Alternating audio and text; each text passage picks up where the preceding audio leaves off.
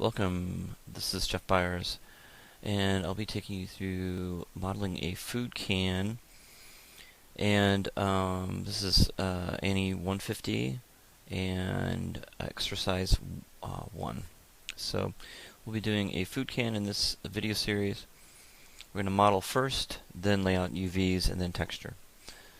Okay, so let's get started. Let's go ahead and add the food can reference image into the scene. So let's go to the front view and go to View, Image Plane, and Import Image. You should have your project set, and it should be going into your source images, so make sure you put all your textures in your source images folder. Make sure you have your project set like we discussed in class. And click on the reference. So the idea is to go ahead and model this exactly. This exact can is a high polygon model. So there should be enough information to pull out of this to be able to create this exact can. Let's go ahead and make this a little bit bigger. We're also going to create the ridges of this can. So we're going to have 1, 2, and 3 ridges in the can. And we're going to create the lip of the can as well. And the bottom is going to be exactly the same. Let's go to the perspective view. As you can see, that's why we put our reference image in the front view. So we're going to go ahead and move that back. Okay.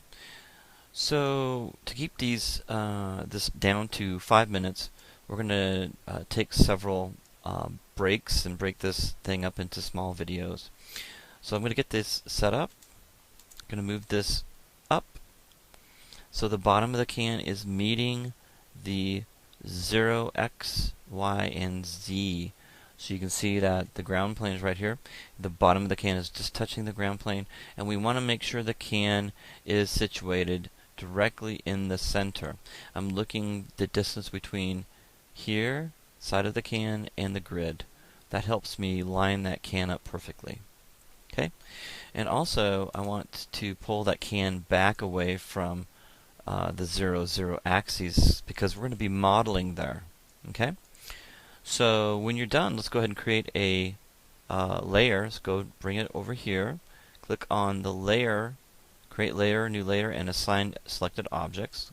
And we're going to double click on layer 1 and type in reference. Okay. So now we can turn that off and on if we want. So off and on. And if we're modeling, we don't want to be able to select it, so we're going to turn on template, or excuse me, reference, so we can see it. Now we can't select it. Now, if you forget that you have this reference and you try to move it, select it, delete it, you won't be able to do that. So you got to remember that it's referenced in the layer options. Okay, so what's nice about this is when we get close to being finished with the model, we can turn that off and on and turn it off when we don't need it. Okay, so we really don't need the grid anymore, I mean from the front view, because that kind of gets in the way. So I'm going to actually turn that grid off by going to Show and turn off the grid. And so now we're going to create a cylinder. Okay, the cylinder is going to have 12 subdivision around the axes. So you can see here, that's what it looks like. We're also going to scale this up. And I'm scaling it so it fits the sides of the can. I'm going to hit the W key and move it up. Okay, and right, so the top of the can is right at the top. And then I'm going to right click over this to vertex, select the vertices, marquee select, holding down the left mouse button and just kind of holding it down and selecting all those and moving it down to the base, the very bottom. There we go, just like that. So that's actually the size of the can, the actual can. So we're going to select the object, go into selection mode.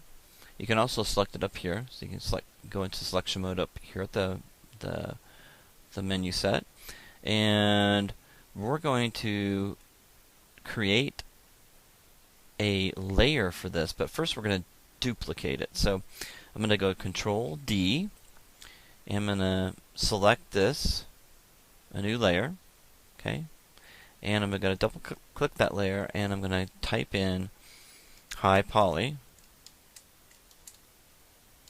okay, select save, and I'm going to turn the visibility off. Okay, I'm going to select this guy right here, this one, and create a new layer, and we're going to double click on this and call this low poly. Okay. Click save. Alright, so now we can turn that off and on.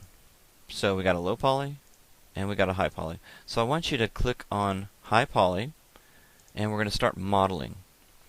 Okay, in the next video series we're going to go ahead and go from here, and we're add all the detail we need to the can.